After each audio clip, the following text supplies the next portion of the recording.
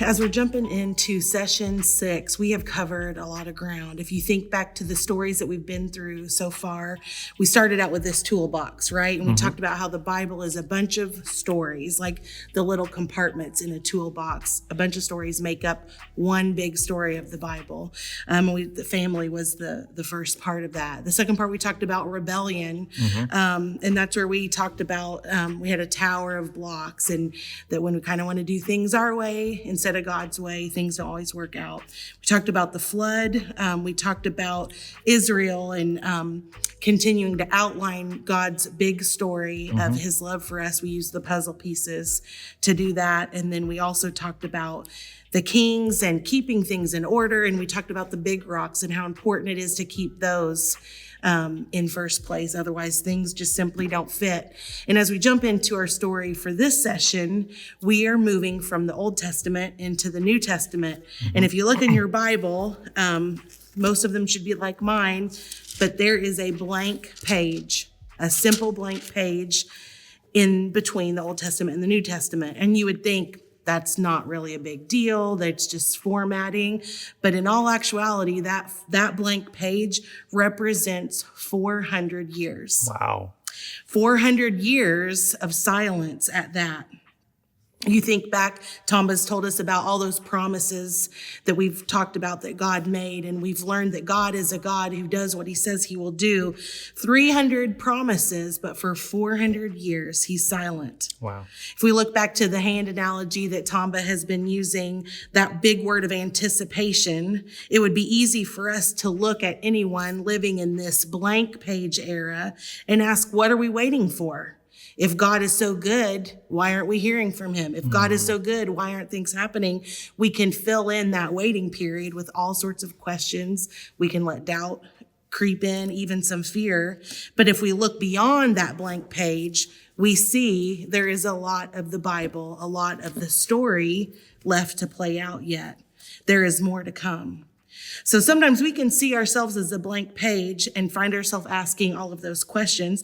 But as we talk through this next chunk of the Bible and the big story, it's part of the big story of the Bible, we can continue to see this pattern of God working to restore creation to its original intent before sin entered and before the world started on this cycle of brokenness. He definitely had that intention, and he had a plan in place about how he was going to get that done. An interesting thing you mentioned about that space in the Bible representing just 400 years of silence. It might be like that in your own life sometimes, where I'll give you a quick story. When I was in treatment, I was supposed to get this job. And I had applied, and then everything just kind of shut down. So it was this 11-month period where I didn't know what was going on. And I'm thinking, well, God, I thought I listened to you. I thought I heard you. Why aren't you saying anything? And it might be like that in your life as well, too, where you're doing everything you're supposed to be doing, but it just seems like you're not hearing from God. Well, somebody put it to me this way. A parent rarely gives a toddler more instructions if they're doing right. He just lets them play and lets them go around. He only steps in if there needs to be a change in direction or if there's danger coming ahead. So sometimes as you go through these silent periods in your life, just keep doing what you're doing. Eventually, the page is going to turn, and then here we are at the solution. So let's kind of talk about that just real quickly. So there is this he that is supposed to come, and now we're at the period of manifestation. But while people are waiting in the Old Testament, like we talked about, there were over 300 distinct prophecies and 450 details about who this Messiah was going to be.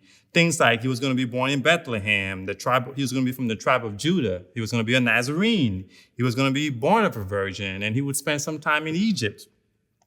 But the thing is, we have the benefit of the doubt now, reading the Bible as a whole. But if you think about the people in the Old Testament in anticipation, they didn't know. And when we walk up into the manifestation period of Matthew, Mark, Luke, and John, these people were like, well, what are we supposed to be looking for? Let's discuss some of the prophecies that I talked about that talked about Jesus. Two of them that really stand out are Isaiah 11 and Isaiah 53. So picture this, right? You know, when you're driving up to like a mountain ridge, and when you're coming up on the mountain, it just looks like it's just one. Mm-hmm. But as you get closer and closer to it, you'll turn around the corner and you'll start to see there's a few of them. So that's kind of how it looks. It's like there is this prophecy in Isaiah 11, but then as we come around the corner, we see, oh, there's more that kind of like talks about who this Messiah is going to be. What are some things we can learn about him? Like, what are some clues we have? So let's take some time, and we want you all to get together in groups. Your facilitator is going to help you out, maybe in groups of 3 or 4, just based on the size of the people in the room. And we want you all to take these two prophecies, Isaiah chapter 11 and 53, and come up with as many clues as you can about who this Messiah is going to be, this solution that's going to solve our sin problem. List them all out on each side. So list all of the clues in Isaiah 11, list all of the clues in Isaiah 53. And here's the interesting part. After you listed all of them, based on what you see, pick a movie title. Meaning, if this was a film with The Rock or something like that, what would you call this film, this movie, based on the titles that you have? Take some time and then come back and we'll resume.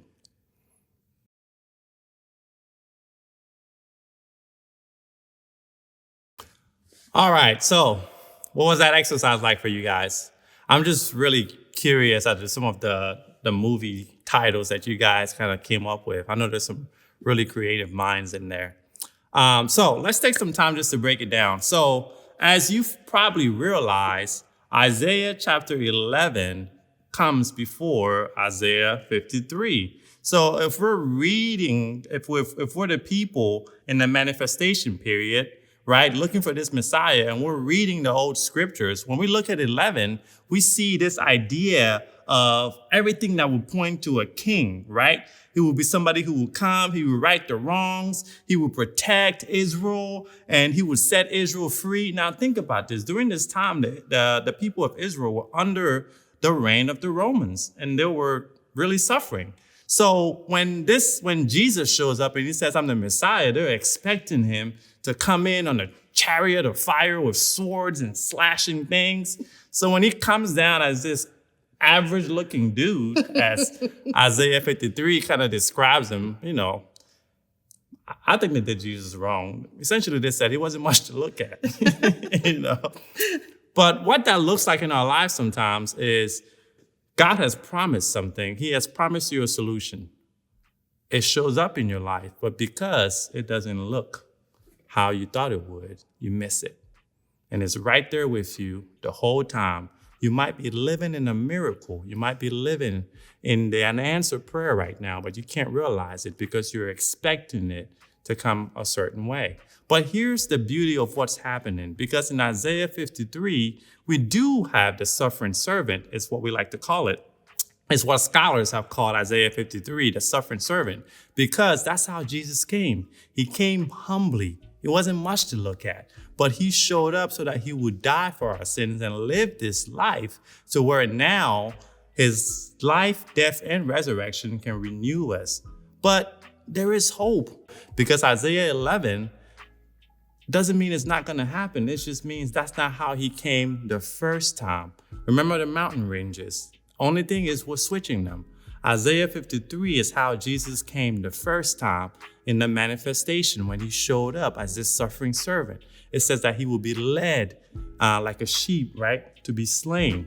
That's how he showed up. But when he comes back in Revelation, he is coming as our conquering king. And that is where our hope can lie, that no matter what it is that you're going through right now, Jesus is coming back and he's going to rule and he's going to reign as king.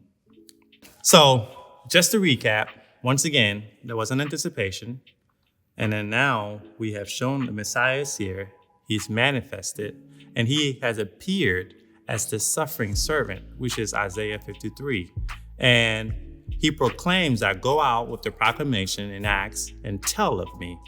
There's going to be an explanation of how we should live until he comes back in the culmination, which is he's going to come back as Isaiah 11 which is the conquering king. We're so grateful to be present with you and everybody else in recovery.